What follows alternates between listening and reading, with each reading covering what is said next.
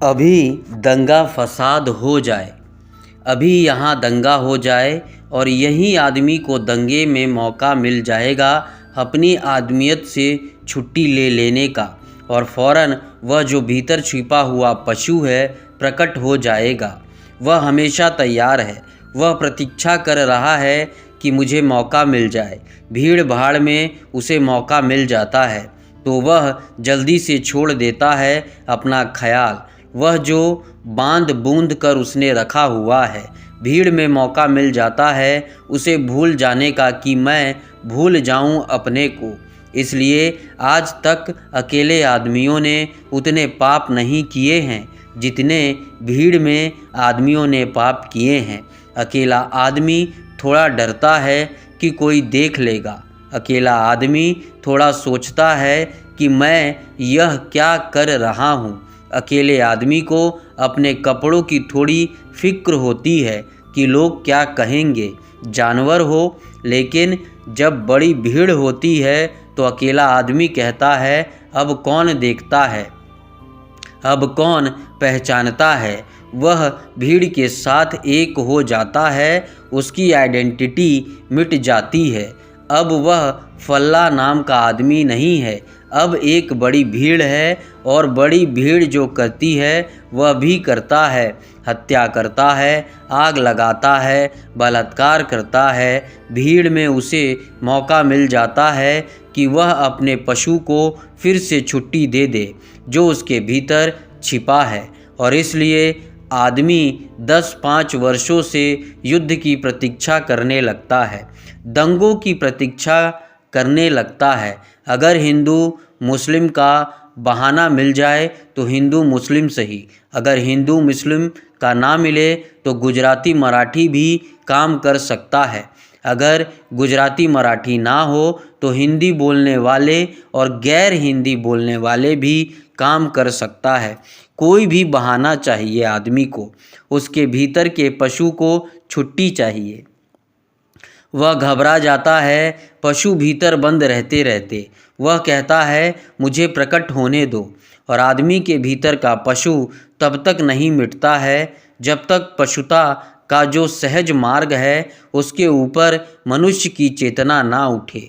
पशुता का सहज मार्ग हमारी ऊर्जा, हमारी शक्ति का एक ही द्वार है बहने का, वह है सेक्स। और वह द्वार बंद कर दे तो कठिनाइयाँ खड़ी हो जाती है।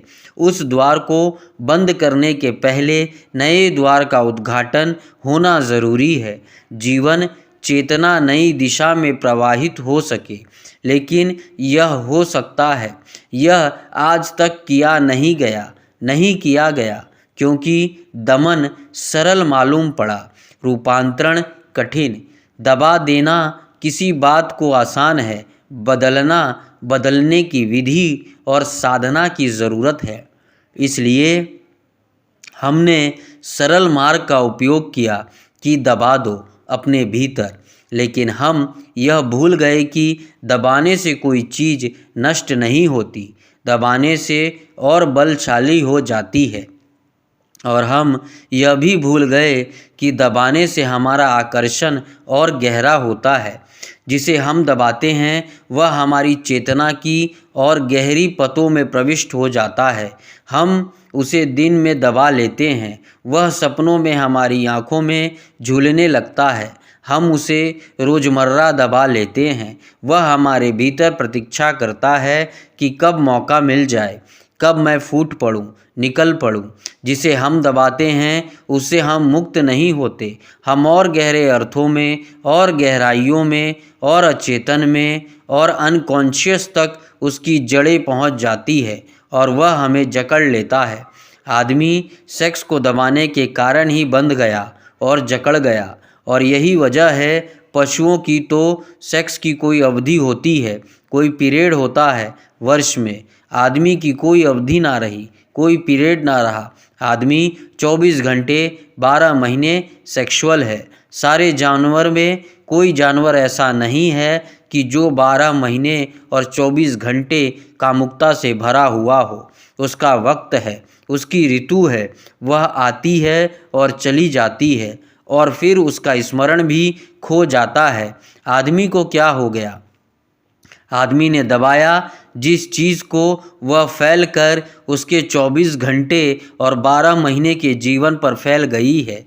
कभी आपने इस पर विचार किया कि कोई पशु हर स्थिति में हर समय कामुक नहीं होता, लेकिन आदमी हर स्थिति में हर समय कामुक है।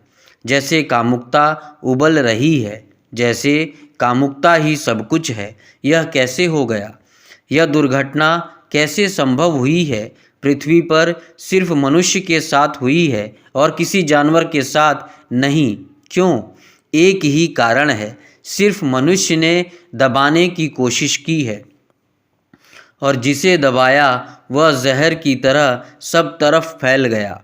और दबाने के लिए हमें क्या करना पड़ा? दबाने के लिए हमें निंदा करनी पड़ी, दबाने के लिए हमें गाली देनी पड़ी, दबाने के लिए हमें अपमानजनक भावनाएं पैदा करनी पड़ी। हमें कहना पड़ा कि सेक्स पाप है, हमें कहना पड़ा कि सेक्स नरक है, हमें कहना पड़ा कि जो सेक्स में हैं वो ग्रहित हैं, निंदित हैं। हमें ये सारी गालियाँ खोजनी पड़ी, तभी हम दबाने में सफल हो सके। और हमें ख्याल भी नहीं कि इन निंदाओं और गालियों के कारण हमारा सारा जीवन जहर से भर गया। नीत्शे ने एक वचन कहा है जो बहुत अर्थपूर्ण है। उसने कहा है कि धर्मों ने जहर खिलाकर सेक्स को मार डालने की कोशिश की थी। सेक्स मरा तो नहीं, सिर्फ जहरीला होकर जिंदा है। मर भी जाता तो ठीक था, वह मरा नहीं। लेकिन और गड़बड़ हो गई बात, वह जहरीला भी हो गया और जिंदा है। यह जो सेक्सुअलिटी है, यह जहरीला सेक्स है। सेक्स तो पशु में भी है, काम तो पशुओं में भी है, क्योंकि काम जीवन की ऊर्जा है। लेकिन सेक्सुअलिटी, कामुकता सिर्फ मनुष्य में है, कामुकता पशुओं में नहीं है। पशुओं की आंखों में देखे वह कामुकता दिखाई नहीं पड़ेगी। आदमी की आंखों में झांके वहाँ एक कामुकता का रस झलकता हुआ दिखाई पड़ेगा। इसलिए पशु आज भी एक तरह से सुंदर है, लेकिन दमन करने वाले पागलों की कोई सीमा नहीं है कि वे कहाँ तक बढ़ जाएंगे। मैंने कल आपको कहा था कि अगर हमें दुनिया को सेक्स से मुक्त करना है तो बच्चे और बच्चियों को एक दूसरे के निकट लाना होगा। इसके पहले कि उनमें सेक्स जागे, 14 साल के पहले वे एक दूसरे के शरीर से इतने स्पष्ट रूप से परिचित हो ले कि वह आकांक्षा विलीन हो जाए। लेकिन अमेरिका में अभी अभी एक नया आंदोलन चला है और वह नया आंदोलन वहाँ के बहुत धार्मिक लोग चला रहे हैं। शायद आपको पता भी ना हो। वह नया आंदोलन बड़ा अद्भुत है। वह आंदोलन यह है कि सड़कों पर गाय, भैंस, घोड़े, कुत्ते, बिल्ली को भी बिना कपड़ों के नहीं निकाला जाए, उनको कपड़े पहनाकर निकाला जाए। उनको भी कपड़े पहनाने चाहिए, क्योंकि नंगे पशुओं को देखकर बच्चे बिगड़ सकते हैं। बड़े मज़े की बात है, नंगे पशुओं को देखकर बच्चे बिगड़ सकते हैं। अमेरिका के कुछ नीति शास्त्री इसकी बाबत आंदोलन और संगठन और संस्थाएं बना रहे हैं कि पशुओं को भी सड़कों पर नग्न नहीं लाया जा सके।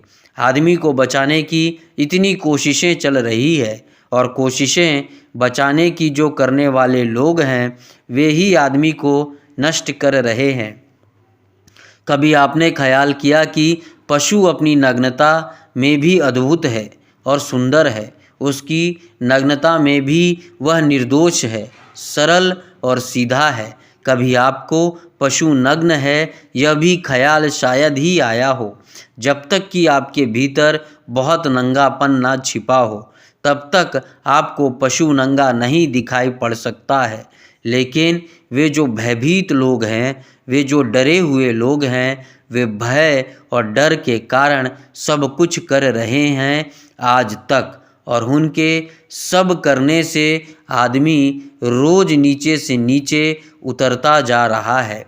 ज़रूरत तो यह है कि आदमी भी किसी दिन इतना सरल हो कि नग्न खड़ा हो सके। निर्दोष और आनंद से भरा हुआ। ज़रूरत तो यह है जैसे महावीर जैसा व्यक्ति नग्न खड़ा हो गया। लोग कहते हैं कि उन्होंने कपड़े छोड़े, कपड़ों को त्याग किया। मैं कहता हूँ, ना कपड़े छोड़े ना कपड़ों का त्याग किया। चित्त इतना निर्दोष हो गया होगा, इतना इनोसेंट जैसे छोटे बच्चों का, तो वे नग्न खड़े हो गए होंगे, क्योंकि ढाकने को जब कुछ भी ना रह जाता तो आदमी नग्न हो सकता है। जब तक ढाकने को कुछ है हमारे भीतर, तब तक आदमी अपने को छिपाएगा। जब ढाकने को कुछ भी नहीं है तो नग्न हो सकता है। चाहिए तो एक ऐसी पृथ्वी कि आदमी भी इतना सरल होगा कि नग्न होने में भी उसकी कोई पश्चाताप, कोई पीड़ा ना होगी। नग्न होने में भी उसे कोई अपराध ना होगा। आज तो हम कपड़े पहन कर भी अपराधी मालूम होते हैं। हमें कपड़े पहन कर भी हम नंगे हैं, और ऐसे लोग भी रहे हैं जो नग्न होकर भी नग्न नहीं थे। नंगापन मन की एक वृत्ति है और कुछ नहीं।